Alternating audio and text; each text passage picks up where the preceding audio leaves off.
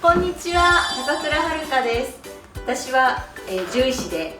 動物行動学を専門としています。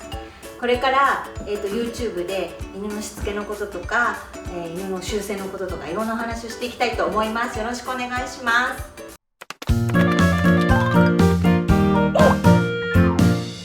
オレオさん、抱っこ。私の愛犬のオレオです。レッちゃんって呼んでるんですけど、オレオはラブラドールレトリバーで3歳半です。5月生まれで3歳半です。はい、お利口にして。Can you down？ ね、お利口ちゃん。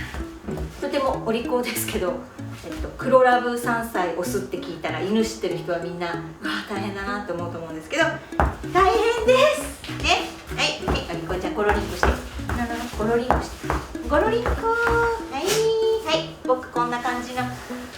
ちゃんです。よろしくお願いします。で、私は先ほど申し上げたように獣医師なんですけれども、病院で診察をしてっていうこと前はちょっとしてたんですけれども、子育て中は病院をお休みして、で今は細々と今までも続けてきた動物行動学、獣医臨床動物行動学って言うんですけれども、それが専門でいろんな活動をしています。これはどういう学問かというと、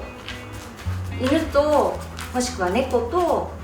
飼い主さんが暮らす上で困るような行動、困ったような出来事とか行動を直していくっていうものなんですけれども、必ずしも、犬にもしくは猫に問題があるわけではなくて、飼い主の飼い方だったり、飼っている環境が問題行動の原因になっていることがあります。なので、犬だけを見るんじゃなくて、飼い主さんとお話ししたり、飼い主さんの飼ってらっしゃる環境を見たりしながら、犬にとっても幸せ、飼い主さんにとっても幸せな生活を提案していきたいなというふうに思っています。犬は人間ではありません。当たり前なんですけど、全てが同じではない。犬は犬、人は人なので、そこを人間の側が分かって犬にとって幸せな生活っていうのを提供してあげないといけないなというふうに思います。例えば、犬を太らせてしまうっていうのはすごく大きな問題なんですけど、これは、だいたい飼い主さんが食べるのが好きな方が多いんですけど、自分が食べるときは犬も食べたいだろうな、食べたら嬉しいだろうなと思ってあげちゃう。そうすると犬太っていく。で、犬は自分で勝手に食べて、例えば自分で勝手にコンビニに買いに行って勝手にアイス食べるとか、そういうことはしないです。結局飼い主さんがあげたものしか食べてないので、体重の管理はもう確実に飼い主さんの責任です。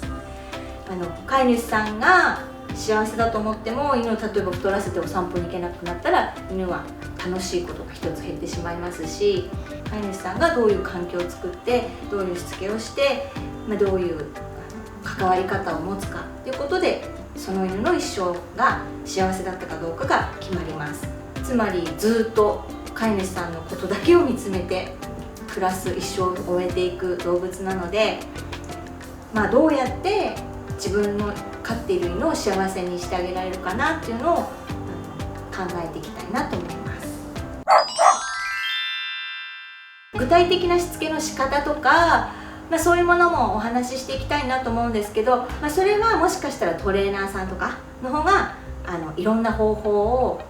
駆使して上手に犬に合ったものを提供してくださるかもしれませんけど、私がお話しするのはあくまでも理論的なことだったり、こういうことを目的にしましょうとか、こういう理論だから今こういう行動をしますっていうようなことからお話を進めていきたいと思います。あとは、犬は